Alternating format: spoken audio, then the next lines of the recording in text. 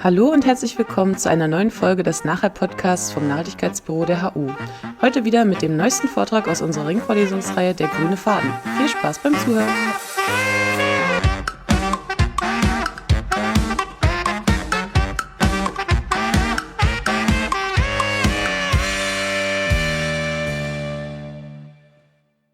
So, thank you for inviting me today, and I will give a talk about global sustainable land use. In fact, the first question I would like to ask you is to imagine yourself, what is global sustainable land use? What is your picture of global sustainable land use? And that's not an easy question. I'm quite sure that you all have different pictures in your mind now about how global sustainable land use looks like, depending on your background, depending on your normative stand about what is sustainable, and depending about your view of the world as a collection of local places or as a global continuum. So what I will do is try to unpack a little bit the notion of global sustainable land use. I will not be able to tell you what it is. I will show you how our research that we have been doing over the past years tries to contribute to this global sustainable land use. For many of us, global sustainability relates to the Sustainable Development Goals. We all love those Sustainable Development Goals. There's few people not agreeing with them. That's a strength, but it's also a weakness, because they are often not clear enough to really imagine how the world would look like. How would land use, our natural environment, look like if the Sustainable Development Goals would get through, if we would be able to implement them? Today, I will not focus on all of them. They're all interrelated, and many of them relate to land use. I will try to unpack the one that is clearly related to land use, SDG number 15, Life on Land. If we go one level deeper, we see that the SDG goal 15 is described by a number of different targets that address different aspects of life on land. And I will use these as a kind of a frame to discuss a couple of different types of research we've been doing. I will start with target 15.2, end deforestation and restore degraded forest. And one of the tools that is responding to this target is the voluntary corporate sustainability commitments. These are companies, big companies like Unilever, Cargill, and a lot of other ones that voluntarily adopt a commitment of zero deforestation. But what does it mean? Even if these would be fully implemented, if all companies would adhere to these, how would the world look like? Now, first, we have to analyze what these zero deforestation commitments mean in reality. And there's a lot of variation. Every company describes it in a different way. But what we see is that in most of those commitments, either or both the HCVF or the HCSF, the high conservation value forest and the high carbon stock forest, are used as a way to define what is a forest that should not be deforested. The high conservation value forest includes criteria around high species diversity, intact forest landscapes, high biodiversity significance, high importance for ecosystem services, community needs, referring to indigenous areas, and cultural values. What we tried is to map on a global scale which forests would fall under these commitments, which of the forests around the world fulfill the criteria that are frequently used in those commitments. And of course, it depends on how you interpret the commitment. What is a high carbon stock forest? Is that with more than 35 tons carbon per hectare or with more than 75 tons per hectare? Thus, the commitments also differ in how many of the high values should the location adhere to. But what we see, if we look at a bit of variation in those ones, and we mapped out, we see which forests around the world are linked to those criteria. And independent of how you look at it, in all those maps, you see still quite a lot of red. Forests that are not falling under these criteria. Now let's have a look at the middle of the road kind of map, which links to the criteria used by many companies. That looks like this in more detail. So we see at many different places around the world, we see that there are still these red areas, forests that are not falling under the zero deforestation commitments. So what may happen if companies adhere to these zero deforestation commitments? It may lead to a displacement of their activities to other forests. They may put their oil palm plantations or their soybean plantations not in the zero deforestation areas. They may move their activities to other places. They will only do that if those forests are suitable for their crops and if they are somehow accessible or can be made accessible to global markets. So we made also an analysis in which we indicate basically on the one hand the suitability for either forestry, pasture land, soybean or oil palm, the large commodity-driven deforestation activities, and the market accessibility of those locations. What we see on the map is that these kind of dark red colors, those are areas you see them in Latin America, in Africa, in the US, in China, but also even in Europe. Those are areas where the likelihood for displacement of activities is high because these are accessible locations with high suitability for those commodity-driven crops. So zero deforestation commitments may work very well, but they may lead to deforestation of other forests, maybe less valuable forests according to the criteria used in the commitments, but still they may lead to deforestation. Another consideration is in what you call a forest, because if you make the assessment and want to see how much of the area of forest is designated under such commitments, in green in this graph, and which part is not under those commitments, in red, with the uncertainty bands depending on your interpretation of the commitments indicated, we see a large variation in the total area of forest, depending on which data set of global forests you use. All those data sets having different techniques to identify forests, especially also using different forest categories. But we also see differences in the fraction of those forests that are protected. And large differences occur as a result of the inclusion or the exclusion of woodlands. Woodland areas which are covering quite large parts of the globe, which are often not very well protected by these commitments made. Not always as suitable for agriculture, but still areas with a lot of activities. And here these pictures bring you to Kenya, an area quite remote from market access, with people living into the woodlands, partly living on livestock, but also going for the large livelihood opportunity that many of those woodland areas in Africa are now offering them. Everywhere around those woodland areas, from Mozambique to Kenya to West Africa, you see the activities you see on these pictures. The harvesting of certain species from the woodlands and creation of charcoal.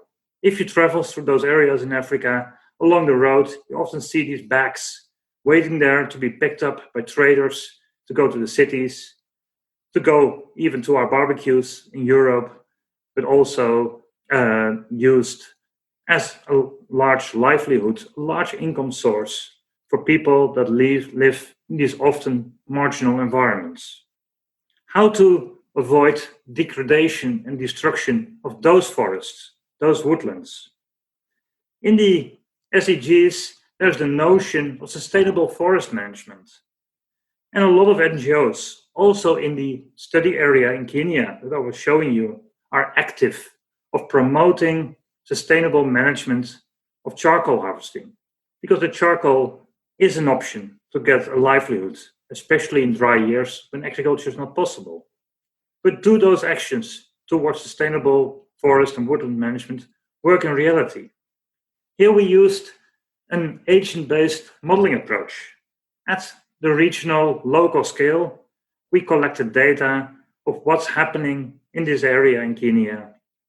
We combined a mapping of those woodlands and the woodland degradation based on remote sensing. We used field plot data to measure the regrowth rate of the species after cutting and the factors that are determining the yield of charcoal in specific areas of the landscape. And we used interview data to understand how different people in the area behave towards charcoal making, how they make their decisions to harvest more or less. And then we integrated those different types of information into an agent-based model to analyze what is the rate of land use change, the environmental impacts, but also what are the benefits to the livelihood of how many people in the area. Such a model looks a little bit like this. We have a map of the study area, and we have mapped as well the location, the house of the different harvest charcoal makers in that area. These are normally farmers. They don't like charcoal making. Charcoal making is an ugly job. It's hard work, heavy work, dangerous work in a lot of those areas. So they only do this when there's a shortage of income. Often in dry years, when their agricultural activities are failing, they try to satisfy their needs with charcoal making. They don't, from the interviews, it was very clear that they don't continue charcoal making to get rich.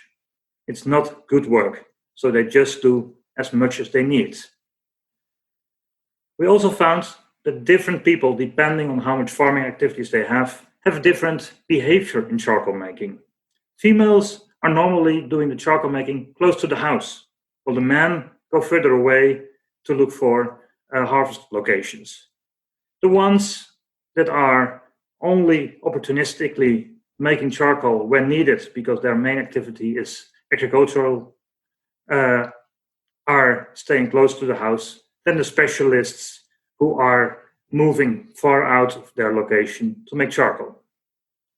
We included the regrowth rate of the harvested area under normal management and under so-called sustainable management, where grazing of the woodland areas is avoided, where selective harvesting is taking place, where more attention is to get a better yield, and where replanting is happening.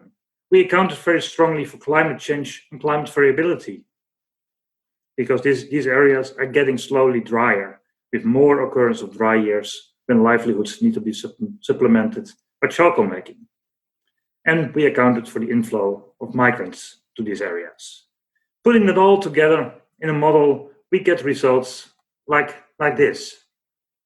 Here you see how the green woodlands areas are slowly degrading into these yellow areas, which we call transitional woodlands, strongly degraded woodland areas. We see that over this period of 20 years, basically the whole woodland area is disappearing in our base scenario, which accounts for climate change, but also accounts for the rest of the current way of making charcoal. We see that over this period, for the longer run, the number of charcoal makers is relatively stable. A large number of people in the area are benefiting from making charcoal. Only at the end, when the resources are scarce, the number of people engaged in charcoal making is decreasing.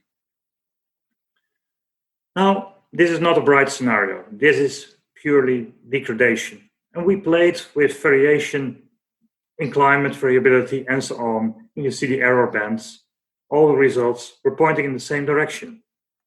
Now, what happens if we embed the activities of sustainable woodland management on which NGOs in the area are spending a lot of money, trying to favor higher charcoal prices so people have to harvest less to satisfy their needs, encourage higher charcoal making efficiency in the pits so that there's less wood lost, so there's higher yields of charcoal and more income.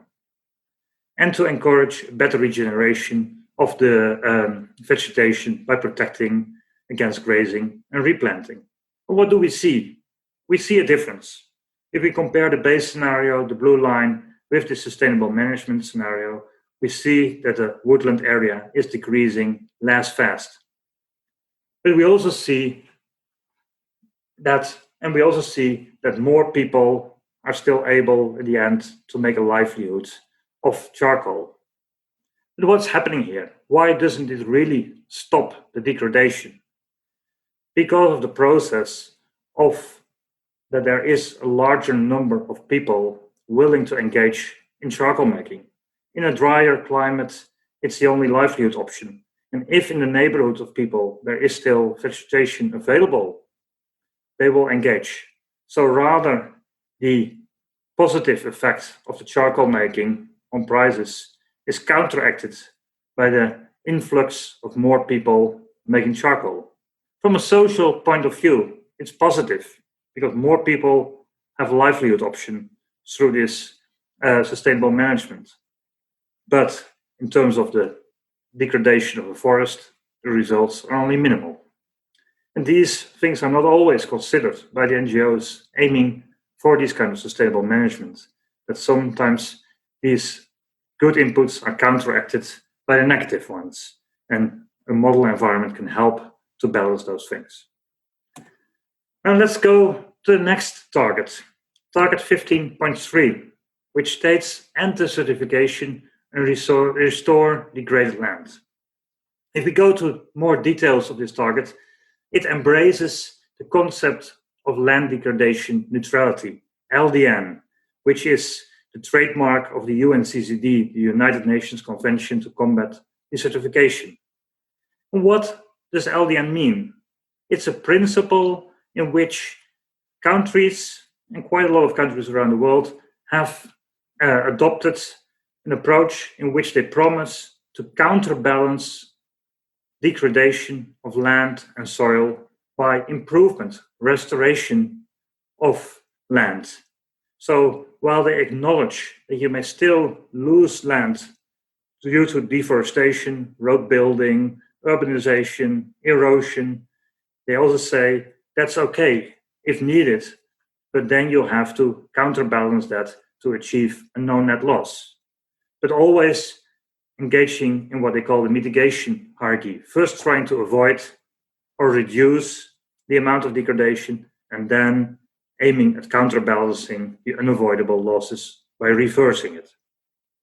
Now, this sounds like a focus on land degradation, desertification, degradation, but in its implementation, it's much broader because the degradation and improvement are measured and monitored based on three variables: the soil organic carbon, the net primary productivity, and the land cover change. So also this mechanism in SDG 15.3 includes deforestation and loss of productivity as an important measure. And a specific part in the implementation of this mechanism is that it uses a binary approach. It doesn't matter how much you use, as long as you lose something, you have to compensate it with something else. And it doesn't matter if it's organic carbon that you're losing, or productivity, or land cover change. One out means all out, so you have to compensate. But this is an interesting mechanism, and there's a lot of literature on it. But we have no idea how the world would look like under LDN if we would really implement this. And a lot of countries committed to doing that. How would land use look like? So we used our modeling tools to implement this mechanism. And that's not easy because most modeling tools, land use models, are not looking towards achieving neutrality in soil organic carbon, primary production, and land cover change. So we had to basically change and do a lot of new modeling work to make that possible. So we included basically all those rules of this LDN mechanism in a modeling environment, and then we tested it on a large country. And we chose Turkey for that as a rule, because Turkey is one of the countries that's very active in implementing this SDG. If we look at the simulation results, we see the following.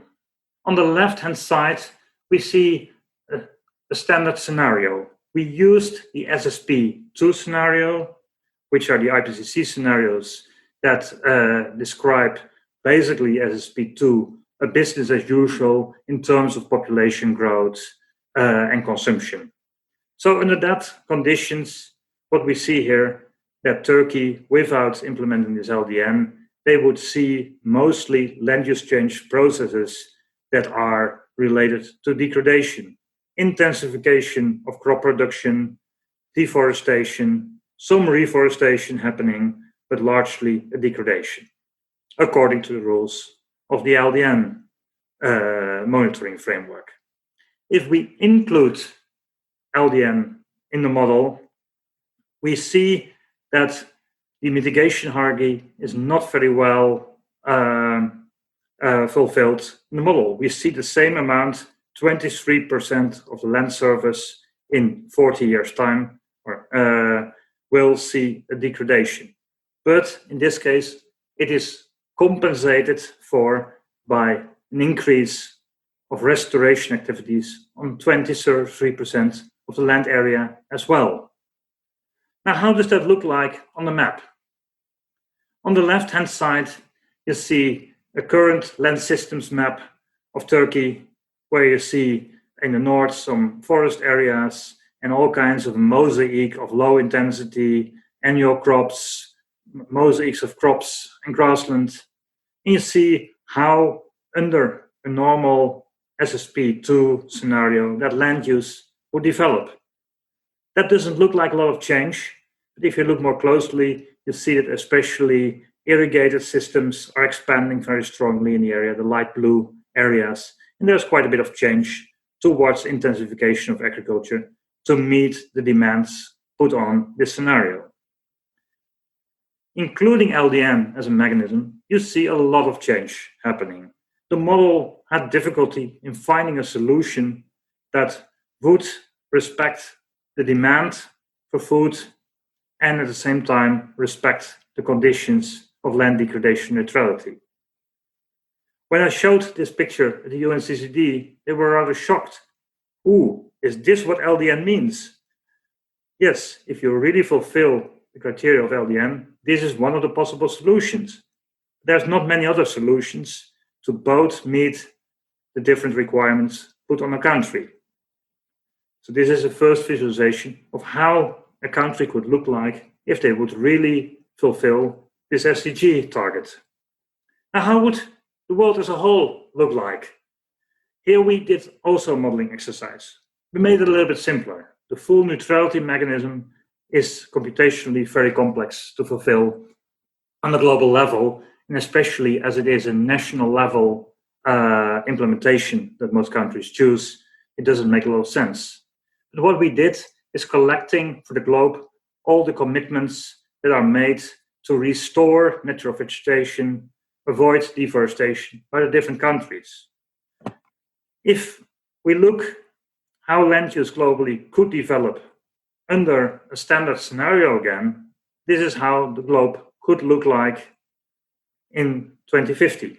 Just go swap up and down so you can see how land use is changing. A lot more dark red, urbanization, peri-urban areas. Also, you see that the light yellowish orange colors of cropland, meaning extensively managed cropland, are getting more bright, meaning more intensively managed croplands. You also see that the world is not getting a lot of greener. Actually, quite a bit of green is turning into orange colors, being more cropland oriented. If we would achieve all our restoration targets and regreening targets, the model could not find a solution. We were running the model and no way we could find a way where we would meet the food and agricultural demands of SSP2 as well as all the restoration targets that we have set. The model simply said no solution. So what did we do? We said, let's see if under another scenario, the SSP1, which is more an environmental friendly scenario with lower dietary requirements, we can meet those targets. And yes, we managed. Under the SSP1 scenario, we could achieve the targets. And if we compare those worlds with and without, we indeed see a lot more green. This is maybe a nicer world. But what we also see is that there's trade-offs. Look at West Africa, look at some other places, a lot more darker orange colors, because there's still a high food demand. There's still intensification and expansion of agriculture happening in those regions. So meeting those restoration targets comes with trade-offs, even under an adapted dietary and population growth scenario as the SSP1 has. Now going to the next target 15.4, ensuring conservation of mountain ecosystems. I didn't feel I can say a lot about that. Coming from a flat country, largely below the sea level, with mountains that are mostly former waste dumps, I don't want to treat this topic. So let's go to the next one. Let's go to the topics, target 15.1, target 15.5, which deal with conserving and protecting biodiversity and ecosystems. This relates very strongly to the work also of the Convention of the Biological Diversity, another UN agency. And they are at the moment in the process of putting up new targets of how to achieve these SDGs. How can we, according to their vision of 2050, live in harmony with nature? How does the world look like? And if we go through the literature, and this year we did a synthesis effort of looking what are the targets for achieving these goals, we see that there is quite a lot of variation. Some people claim that we should reserve half of the earth for nature, half of the earth for people. Others make a big plea that the target should prioritize protecting the last of the large wilderness areas. Others focus on protecting nature in working landscapes, in agricultural areas, and integrating those things. Partly, this is the old land sharing and land sparing debate, but also it reflects different views on what deserves our conservation priorities. And here, I want to hear your opinion. So I've included a small interactive part where I ask your opinion on what is your vision of life on land and what should have priority in conservation.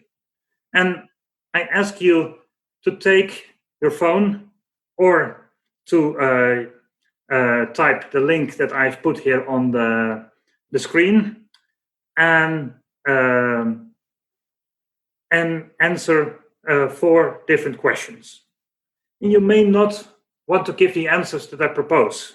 You may say on all the questions, it depends, but that option is not there. So I just would like, if you would have, as a policymaker, have to set a priority, which one would you take? The first question is, would you go for protecting the last of the wilderness areas, or should we put the largest urgency in protecting nature near to people, the forests in our neighborhood, those places that provide directly services to us?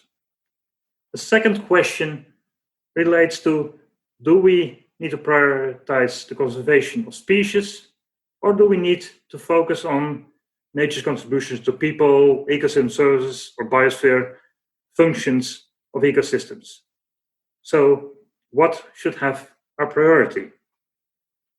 Third choice we'll have to make is, what do you think is better for global biodiversity? Making our new cities multifunctional with urban farming, lots of green, or should we have super efficient, compact cities that take as less land as possible? And finally, what system do you feel is better for global biodiversity? For coca cultivation, full sun cultivation, or an agroforestry system? So the choice is up to you to fill it in, and let's see how you are voting. And for that purpose, I will, in the meantime, while you do your votes, I will switch to another screen to see the outputs.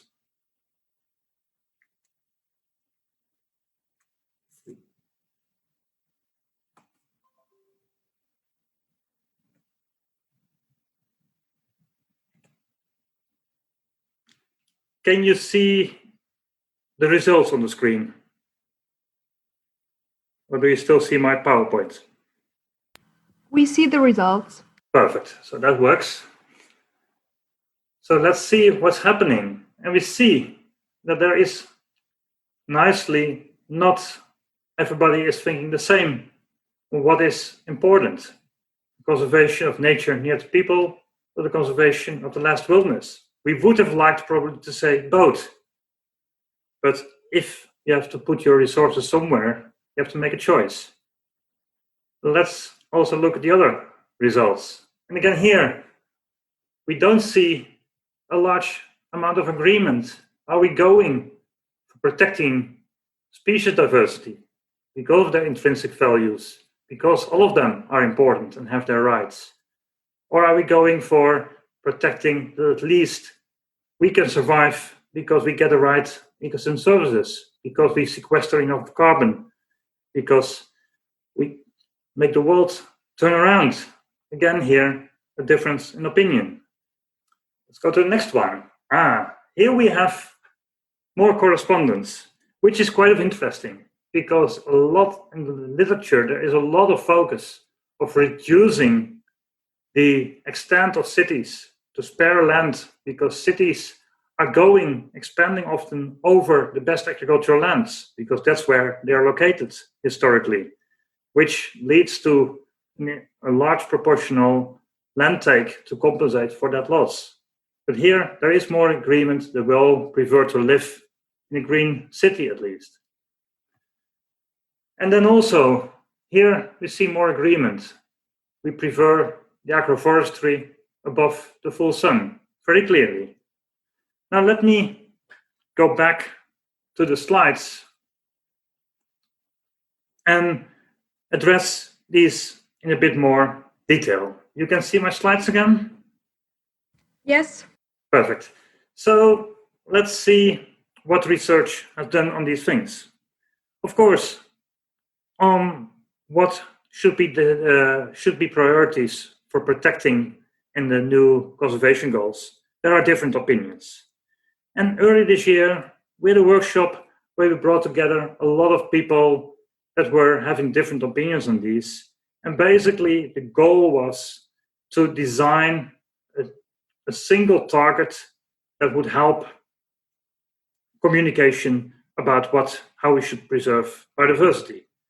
But in spite of that, there have been pleas like this one by Mark Rounsfeld for a single target, which compares to the 2 centigrade climate target. We agreed that that doesn't work for biodiversity because nature has multiple facets that are not easily, although they are related, they are not easily nested into each other's, and they may be contradicting to a certain extent.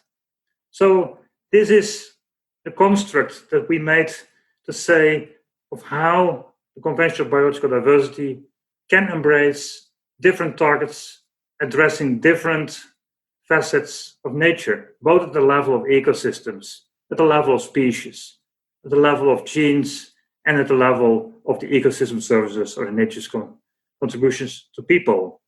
And we spent that out to also include the multiple areas of the land surface. Only protecting natural systems doesn't work if we do not also protect the integrity and the functioning of the managed systems.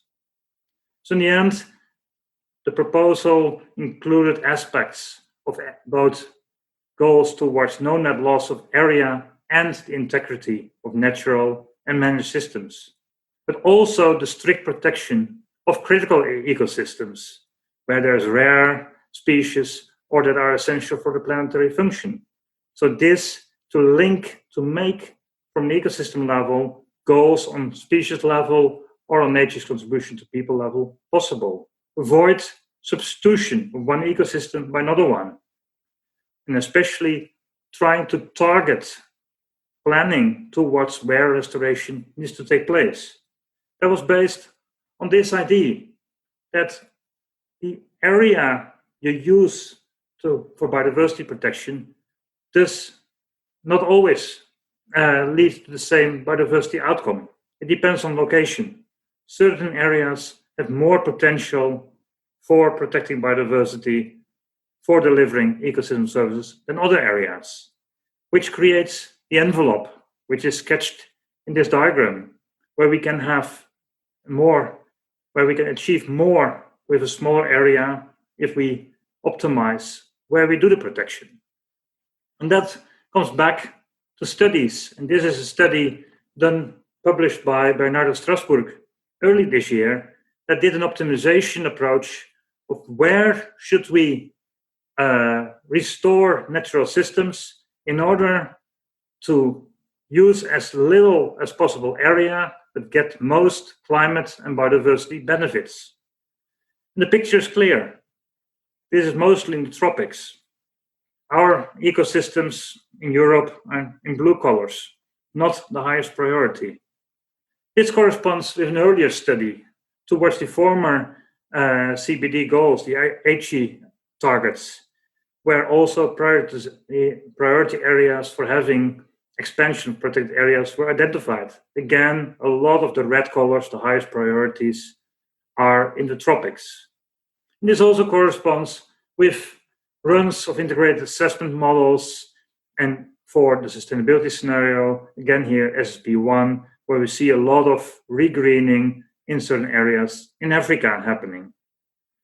But this is also a little bit of an issue, because is it justice to put a burden of biodiversity conservation to a smaller number of countries that are often densely populated, that do not have the resources? Isn't this too easy, or is this not simply a reflection of a history of degradation in developed countries, where it's more difficult now to restore biodiversity with only small areas of land? So there's a lot of questions that can be asked about putting such a target down on paper, on what it means in reality. Now going to the question, if we have to prioritize the conservation for species or for the ecosystem services. And this is, again, a difficult question. It starts from the notion of the relation between ecosystem function and species richness, where we often see a leveling off, leading to a redundancy of species. Species having similar functions as other species, so not directly leading to a higher ecosystem functionality, although playing an important role in the resilience of the system. But if we implement this on a map, and again using a prioritization, optimization approach, here we see for Europe what it would mean if we would choose priority areas for biodiversity conservation. We get the areas that are in orange on this map. If we focus on cultural ecosystem service, we would select the yellow areas. If we would focus on regulating services, the blue areas would be most worthwhile protecting. Synergies are found in red. That's areas where the protection is good for both, or optimal for both biodiversity and for ecosystem services. The most important thing, what we see here, is that these are not arbitrary choices. What you focus on and where you put your priorities makes a difference in what you protect in a geographical scale. Then going to the cocoa system, the full sun versus agroforestry. Again, the answer would be, it depends. We did an assessment to compare different methods for analyzing the differences in those methods. We used standard life cycle assessment, often used by companies, and we compared that with a more full-fledged spatial analysis of what may happen under different scenarios. And we analyzed the impacts both in terms of per hectare and per kilogram of product. First on this difference, here we see the difference. It's a little bit of a complicated figure, but what you see in the reddish colors is the contribution to the impact per kilogram. In the bluish color, we see the contribution to the impact if we calculate per hectare. What we see is that often if we calculate per kilogram, the impact of agroforestry is worse than of full sun, because the agroforestry systems, especially, and this was an assessment for Ghana, where the agroforestry systems have a lower yield than the full sun systems. And that's even while they perform better often on a per hectare basis, they perform worse on a per kilogram basis, because you need more hectares to produce the same amount of cocoa. Now, if we start adding the spatial component for assessing the impacts on carbon and on biodiversity, we see a different picture. There, it starts depending very much on how your future works like, how much expansion of the different crops is there, how much competition of different crops is there, and how much push is there for agroforestry versus full sun systems. So we analyzed 3 different scenarios that combine these uncertainties. And then what we see in the figure is this, that the impact on carbon on the left and on biodiversity on the right depends a lot on the scenario, on the context. But what we see more is that the top bar each time is the impact according to a life cycle analysis method, while the second one is if we include also the spatial direct and indirect land effects. We see that there's huge differences, especially in more complex scenarios, like the green development scenario at the bottom. The impact can be opposite if we assess this with a non-spatial method versus with a spatial method. So the question of which system is more sustainable and better for global biodiversity depends on how you measure it. It also depends on the contextual developments of land use change in the region. So a complex answer, which is not a straightforward answer, but also messages, is that, of course, we love our agroforestry, but you have to do it in the right way. And you also have to manage the context to make it deliver. And you have to avoid and be very critical on papers that make an assessment not taking the full account of all the effects, because your result can be very different. And a lot of the corporate businesses are using life cycle assessments, which is very unsuited for this type of spatial problems. The final topic I want to shortly talk about is the governance. Who is deciding? Because we talk about priority areas that should be taken, agroforestry that should be implemented. But land is a strange thing.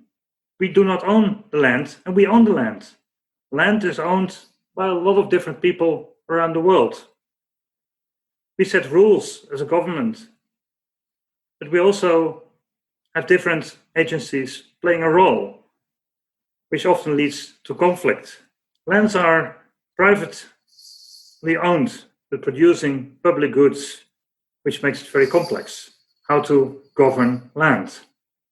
Land governance has multiple aspects.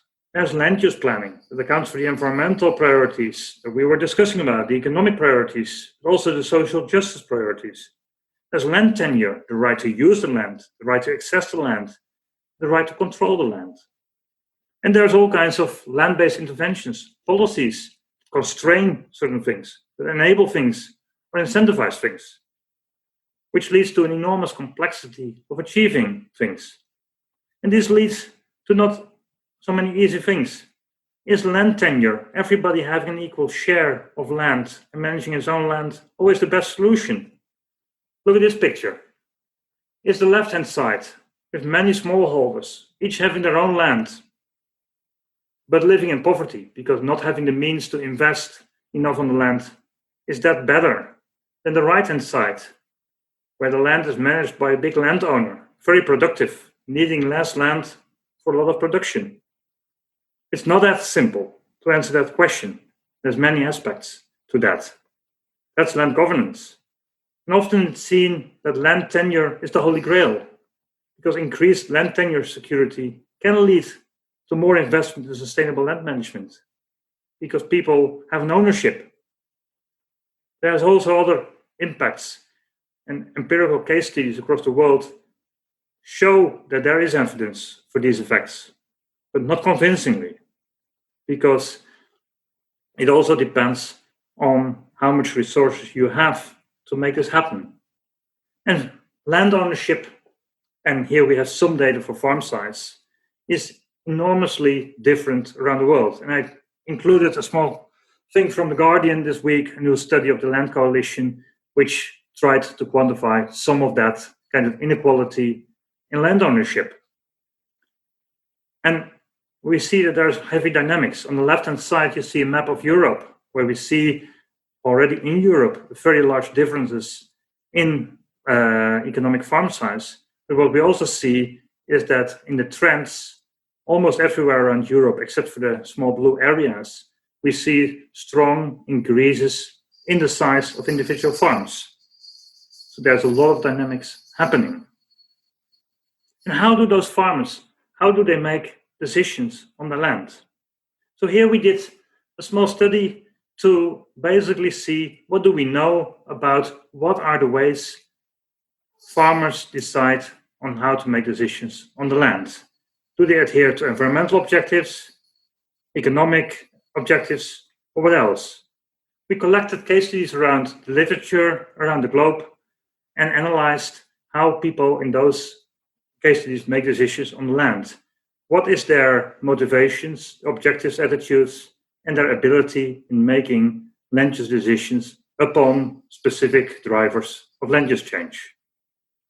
We conceptualized those, encoded those, and in the end, made a clustering of groups that have similar modes of land use decision making. Here you see the results. We distinguish groups of farmers that are mostly dealing based on survival and those that are 100% working based on economic objectives. And those may be driven by more environmental objectives. Just to show you one example in more detail, you can see how their ability, the land size, is related to their mode of decision making and their attitudes to different things. So where do we find those different types of farmers? For each of the case studies, we could color them on the map, but that doesn't give us a full map. So what did we do? We related those to contextual conditions. Does market access, population density, terrain, fertility of the soil determine where we find what mode of decision making?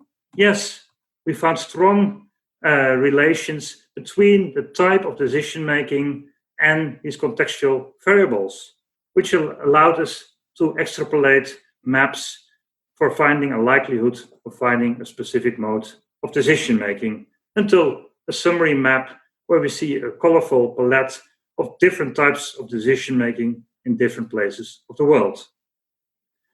A very important observation in studying this literature was that mostly decision making is described in literature in case studies based on the farmer, the primary decision making, ignoring the chain of actors that is influencing the farmer in making his decisions up to the consumers, us in the system that are impacting and constraining the options and motivations of the decision makers in the system. This is important because what we see happening is a shift in the role of different actors in the land governance. While in this diagram you see a conceptualization of the role of the smallholder farmers, where the land manager is holding primary control rights of the land. We also see the influence of the state and the influence of the value chain actors.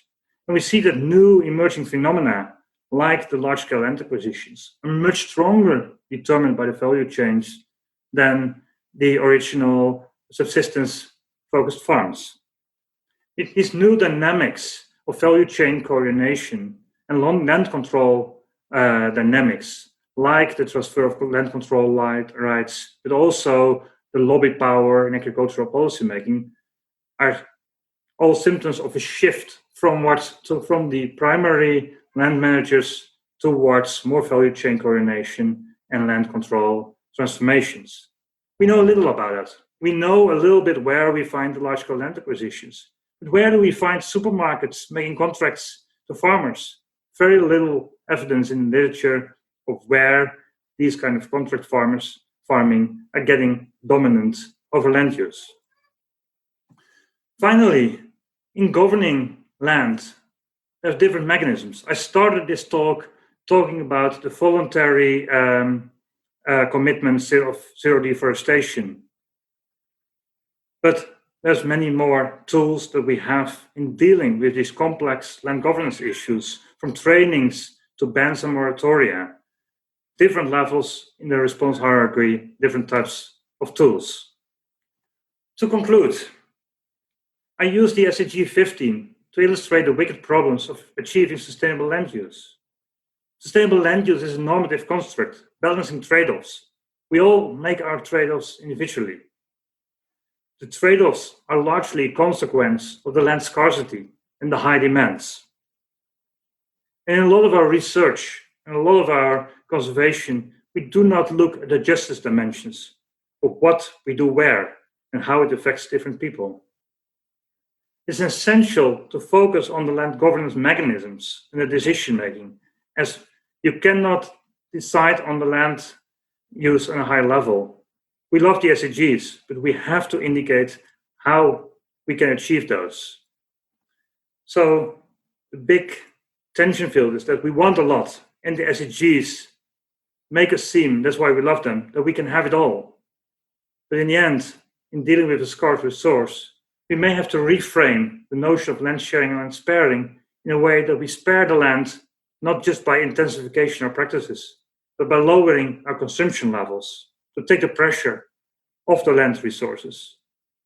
And we need to share the land by navigating the trade-offs and achieving just distributions of power and access to the goods and the services from the land.